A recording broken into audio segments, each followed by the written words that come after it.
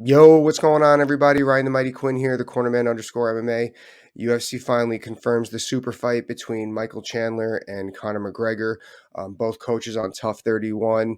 However, it is a undisclosed fight date because Conor McGregor is not in the USADA testing pool yet. I mean, let's call it what it is. He can't pass the test right now.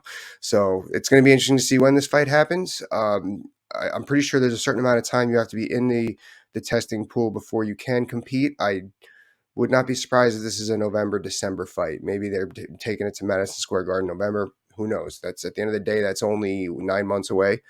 So, all right, let's break it down. So both guys are coming off of three losses, and Conor Conor McGregor, biggest name in the sport. Michael, always in great fights. Always, whoever he's going against, they're always stealing the show. And now you got two showstoppers. That's they call them professional wrestling. You got the big showstopper super fight coming up. So how does it go and why? Now, striking. Honestly, I feel like Michael has displayed the more fundamental boxing in his career. However, I'm giving overall striking to Conor in this one. Just his timing, his range. He just knows how to use it. Um, he knows how to train, and he knows how to hit the combinations he needs to be effective in a fight. Plain and simple. So I'm going overall striking to Conor. Wrestling, obviously, I'm going the Division One All-American and Michael Chandler, and as well as grappling overall. Uh, Try to give Conor something else here. I guess so I'll give the overall kickboxing to Conor. I've seen Conor with pretty explosive kicks in his fights as well. He's very left side heavy, which has also posed a problem for Michael Chandler in the past. As Dustin Poirier put it, Michael is very hittable. Dustin southpaw.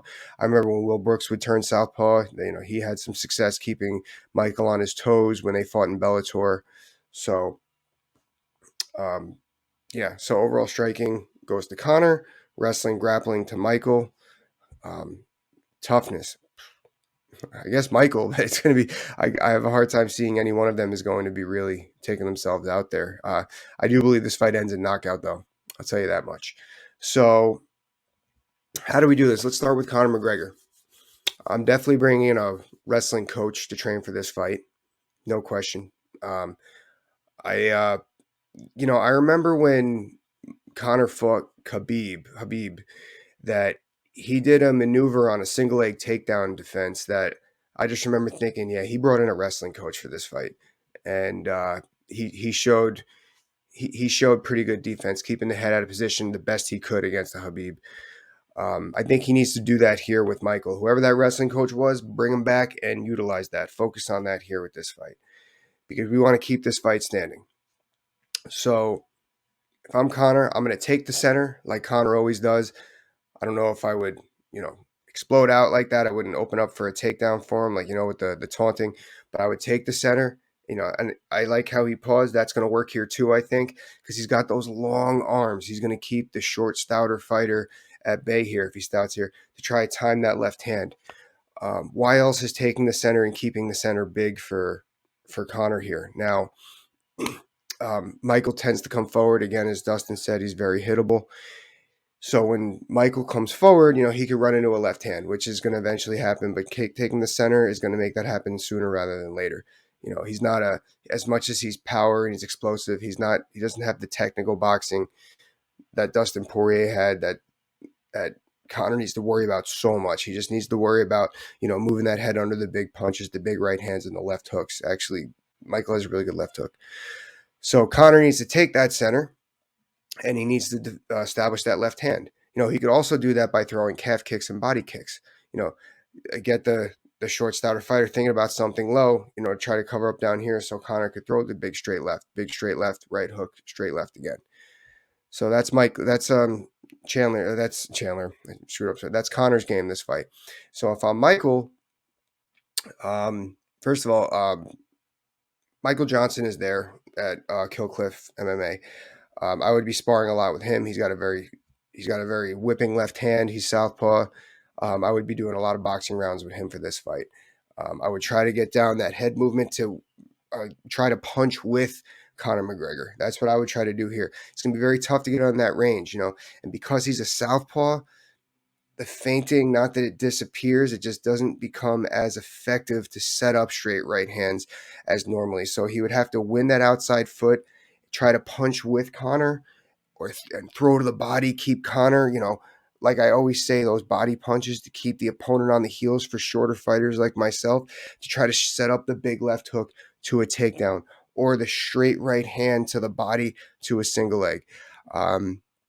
I know Michael likes to bang, especially he's being known for his UFC resume as he's banging, but we have to remember, as I said previously, he is a Division I All-American. I think he needs to go back to that sooner than he has in past, even sooner maybe than he did in his last 2 fights. He has to remember that he's got that wrestling, because Conor doesn't have very good wrestling. Let's face it. Dustin's got much improved wrestling. He has much better wrestling than Conor. I wouldn't. Yeah, you can. You might be able to stand with a Conor a little bit, but if you don't have to, why do it against somebody who's so dangerous and so weak in one area? So I would definitely get that wrestling down against the southpaw. The singles there, especially if it's a southpaw who's playing the pity pat game up here, the paw. That means he's gonna be a little bit heavy on that front. So stag single, head off line to the right and get that single.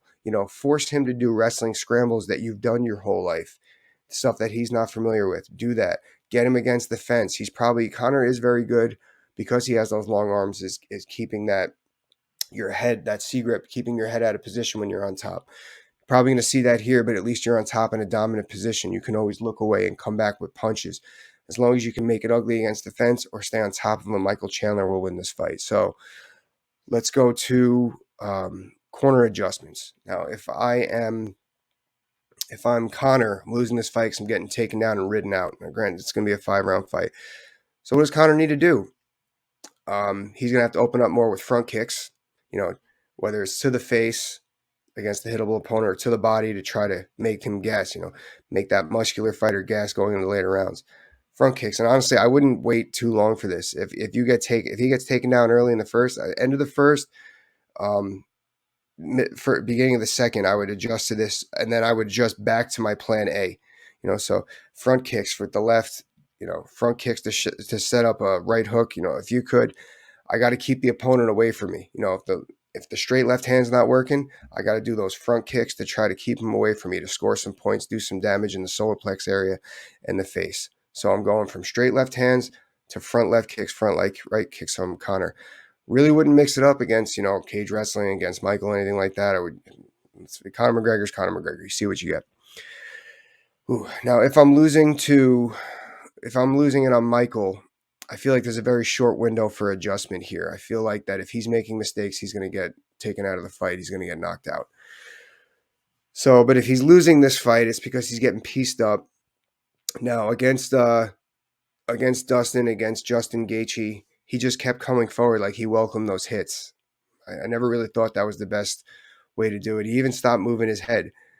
So against Conor McGregor, I guess I would just try to recommend, if I'm losing this fight, getting pieced up, more violent head movement. Try to just give that moving target some, or try, instead of offensively timing takedowns with the right to the body to the single leg, try to time that, slip the left hand, slip the right hand to a double leg. That this is a wrestler timing thing. That was my only setup my first 5 years in the game. I wouldn't really like to play that against Conor McGregor, because then you're trying to time his timing. Very dangerous game. But again, we're doing this because we're losing and we need to switch things up. So that's what I would do. I would still try to take this to the ground no matter what. Or like I said, punching with him. Now we got to start launching those overhand rights with his left-handed punching. So we went from trying to punch with him to set up takedowns. Now we're going to try and punch with him to set up knockouts, because that's how we got to win this fight if we're losing. That's what I got, guys. Really looking forward to this one. I'm looking forward to see when they sign this. Like I said, I believe it's going to be a November, December fight. We will see, though. I've been wrong before. Talk to you later. Bye-bye.